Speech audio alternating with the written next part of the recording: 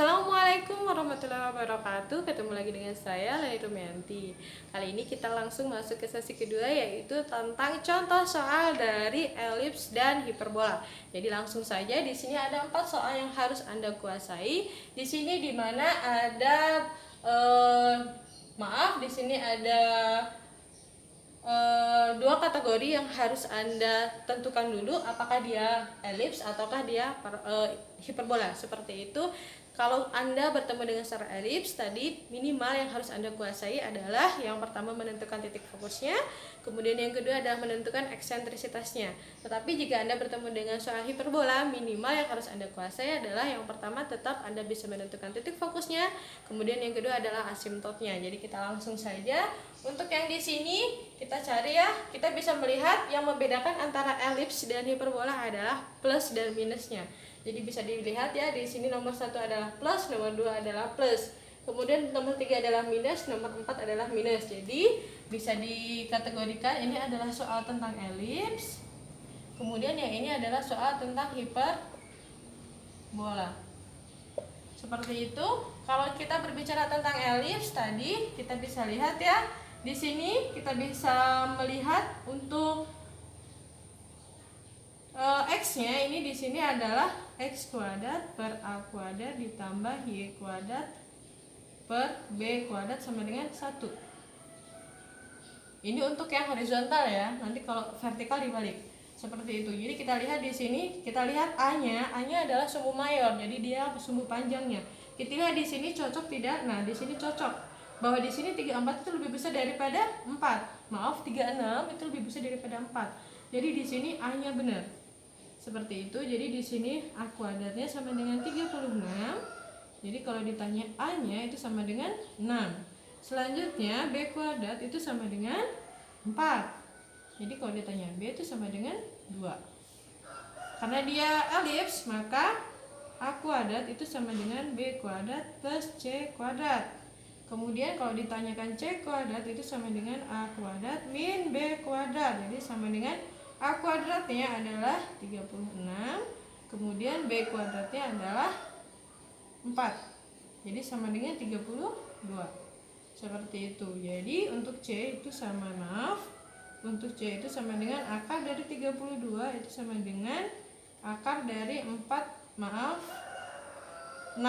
dikalikan 2. Jadi sama dengan 4 akar 2. Nah, mudah kan? Jadi sudah ketemu nih soal nomor 1. Jadi fokusnya di sini keterangannya, jadi F-nya itu sama dengan, karena dia di sumbu mayor, maka di sini plus minus 4 akar 2,0. Nah, jadi fokusnya berada di sumbu X karena dia sumbu mayor. Maaf, sumbu mayornya ada di sumbu X. Seperti itu. Nah, bedanya kemudian sebelumnya ini yang pertama ya, poin yang A, poin yang B diminta untuk menentukan eksentrisitasnya. Eksentrisitasnya ini adalah C itu sama dengan A dikalikan E. Jadi fokus itu adalah titik puncak dikalikan eksentrisitasnya.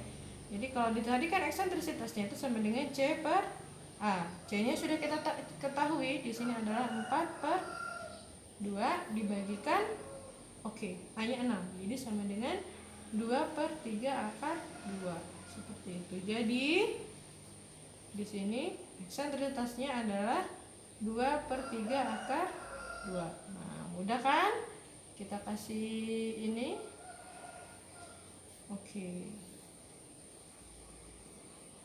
Nah, selanjutnya untuk yang nomor 2 di sini sama yang kita tuliskan. Kalau yang ini karena A-nya lebih besar, maka di sini di sini A-nya lebih besar, jadi di sini adalah horizontal. Nah, bedanya di sini Y-nya yang lebih besar. Nah, Y-nya di sini bukan B. Jadi bukan ini lagi rumus yang digunakan, tapi yang rumus vertikal. Jadi X kuadrat per B kuadrat ditambah Y kuadrat per A kuadrat sama dengan 1. Nah, ini ini verti. Ini horizontal, ini vertikal. Jadi langsung saja A-nya masih sama ya, nomor 2 di sini. A-nya sama dengan A kuadratnya sama dengan 25, maka A-nya itu sama dengan 5. Pasti bisa ya. Kemudian B kuadratnya itu sama dengan 16, maka B-nya itu sama dengan 4. Selanjutnya untuk C itu sama dengan akar dari langsung ya, 25 dikurangi 16, jadi sama dengan akar dari 9, itu sama dengan 3. Oke, jadi untuk sini karena dia posisinya sumbu mayornya di sumbu Y, maka di sini titik fokusnya, jadi titik fokusnya itu sama dengan 0 plus minus dari C. C-nya ini kita langsung masukkan, jadi plus minus dari 3. Seperti itu. Kenapa di sini? Karena di sini bisa dilihat ya sumbu mayornya pada sumbu Y. Jadi di sini 0, plus minus 3. Selanjutnya soal yang nomor 2. Nah, ini yang nomor A, yang nomor B. Langsung kita cari A. Jadi sama. Jadi C-nya itu sama dengan tadi. Jadi E itu sama dengan C per A. Jadi C-nya kita lihat ya 3 dibagikan A-nya 5.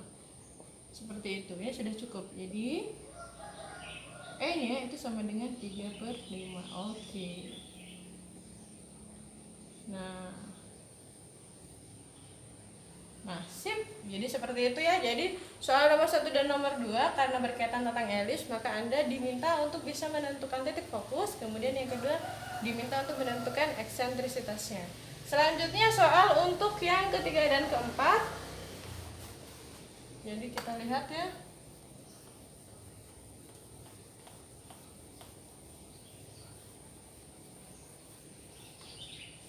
Tadi ada 2, X kuadrat per A kuadrat min Y kuadrat per B kuadrat itu sama dengan 1. Kalau ini adalah horizontal, kalau dia vertikal, min X kuadrat per B kuadrat plus Y kuadrat per A kuadrat sama dengan 1. Kalau ini adalah horizontal, maaf ini vertikal. Nah, seperti itu. Jadi kita lihat saja, langsung kita eksklusi. Di sini yang pertama mungkin lebih mudah kita menentukan asimptotnya dulu. Nomor 3 bahwa A itu Y sama dengan plus minus B per AX.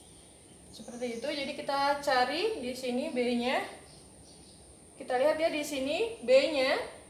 Bedanya tadi yang lebih besar. Tadi yang saya sampaikan yang lebih besar di sini ya. Jadi di sini kita lihat ini horizontal seperti itu. Jadi di sini A-nya itu sama dengan A kuadrat sama dengan 9. Jadi A-nya di sini ya kita bisa lihat 3. Kemudian B kuadratnya itu sama dengan 16. Jadi kalau ditanya B itu sama dengan 4. Jadi kalau ditanya, jadi untuk asimptotnya Y sama dengan plus minus B per langsung saja ya, rumusnya sudah ditulis di sini. Jadi 4 per 3X. Seperti itu. Selanjutnya yang kedua yang harus Anda kuasai adalah menentukan fokusnya. Nah, bedanya fokus yang tadi, kalau yang elips itu kan A kuadrat sama dengan B kuadrat plus C kuadrat. Jadi kalau yang di sini C kuadrat adalah A kuadrat plus B kuadrat. Jadi lebih jelasnya nanti Anda baca ininya ya, penurunan rumusnya seperti ini. Jadi di sini C kuadrat sama dengan, kita langsung tambahkan saja di sini 6, maaf ya. Di sini 9 ditambahkan 16 jadi sama dengan 25. Jadi C sama dengan plus Jadi C-nya sama dengan akar dari 25 sama dengan 5. Jadi di sini titik fokusnya F-nya itu sama dengan plus minus 5,0. Seperti itu. Selanjutnya untuk yang nomor 4 itu hampir sama, tapi kita gunakan yang sini ya. Karena kita lihat di sini dia negatif, jadi kita gunakan yang vertikal. Di sini A-nya adalah 9, maaf. A kuadratnya 9, jadi A-nya di sini adalah 3, kemudian B kuadratnya di sini adalah 4, jadi B-nya itu sama dengan 2. Jadi sama ya, jadi di sini Y-nya sama dengan plus minus 2 per 3. Oh sebentar ya. B-nya di sini benar ya? Jadi benar. B-nya Oh ya, maaf, terbalik ya. Yang ini ya. Jadi jangan buru-buru. Sepertinya saya terlalu terburu-buru karena takut waktunya habis. Jadi di sini untuk A-nya maaf ya. Jadi di sini B-nya itu adalah maaf, B kuadratnya adalah 9. Maka B-nya itu sama dengan 3. Selanjutnya A kuadrat itu sama dengan di sini 4. Maka di sini A-nya itu sama dengan 2. Oke. Selanjutnya di sini asimptotnya, jadi Y-nya itu sama dengan rumusnya ini ya. Jadi plus minus B-nya itu adalah 3/2x. Oke. Kemudian selanjutnya yang nomor kedua di sini sama ya, C itu sama dengan A kuadrat ditambahkan B kuadrat. Jadi langsung saja sama dengan A kuadratnya adalah 4 ditambahkan 9. Jadi sama dengan akar 13. Seperti itu, karena dia negatif maka di sini jadi titik fokusnya itu sama dengan 0, plus minus akar 13. Seperti itu. Oke, sekian untuk penjelasan dari contoh soalnya. Mungkin terlalu cepat, jadi Anda bisa melihat lagi, mengulang lagi materi ini. Kemudian Anda juga bisa membaca bukunya. Di sini ada 4 soal yang saya jelaskan. Jadi di sini soal yang akan menjadikan tugas Anda di rumah sebagai oleh saya agar Anda lebih paham. Ini adalah soal di halaman, sebentar ya, kita lihat di sini di buku Parsel seperti biasa yang kita gunakan ya.